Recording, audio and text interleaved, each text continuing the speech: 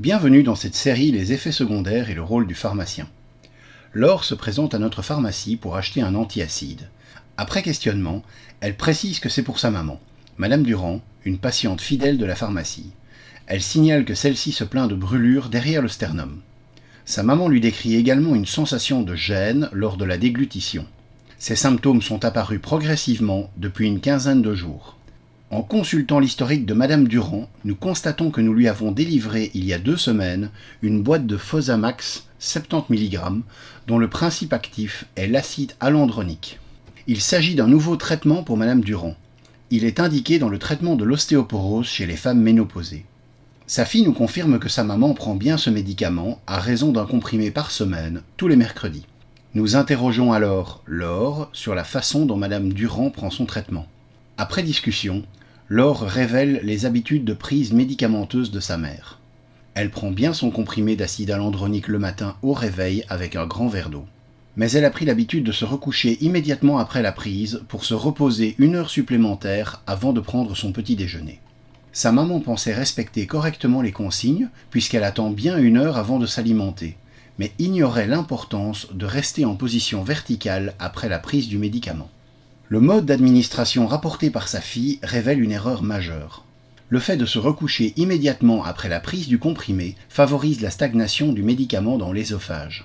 Ceci augmente le temps de contact de l'acide alendronique, une molécule connue pour son potentiel irritant, avec la muqueuse ésophagienne. Cette mauvaise pratique expose la patiente à un risque accru de lésions locales, telles que l'inflammation de l'ésophage. Celle-ci peut s'accompagner de douleurs lors de la déglutition, odynophagie, de difficultés à avaler, dysphagie, de brûlures ésophagiennes et de remontées acides. Dans certains cas, l'inflammation peut évoluer vers des complications plus graves comme une ulcération ou une érosion de l'ésophage, voire, plus rarement, une sténose ésophagienne pouvant nécessiter une hospitalisation. La prévention de ces effets indésirables repose sur le respect strict des recommandations suivantes.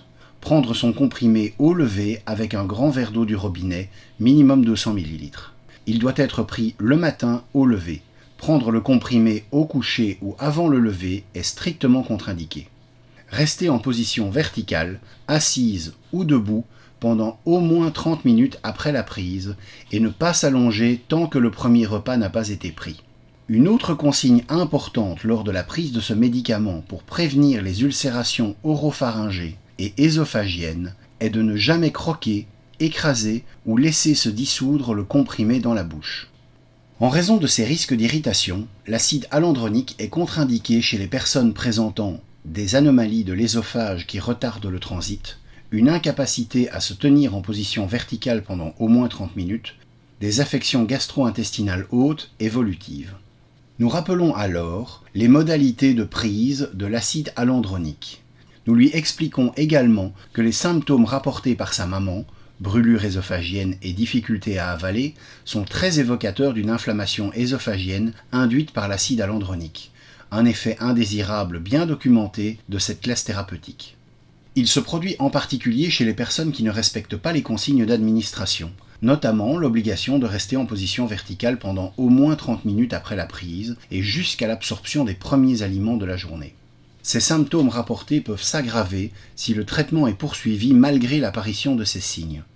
Nous insistons auprès de Laure sur la nécessité pour sa maman de consulter d'urgence son médecin traitant afin d'évaluer la gravité des lésions et d'adapter la prise en charge si nécessaire. Avec l'accord de Laure, nous téléphonons à son médecin traitant pour lui signaler ses symptômes et discuter avec lui de l'ésophagite médicamenteuse secondaire à une mauvaise administration de l'acide alendronique.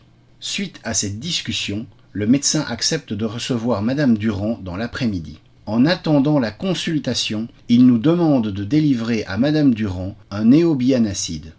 Ce produit est un dispositif médical à base de complexes minéraux et végétaux, utilisé comme protecteur de la muqueuse digestive.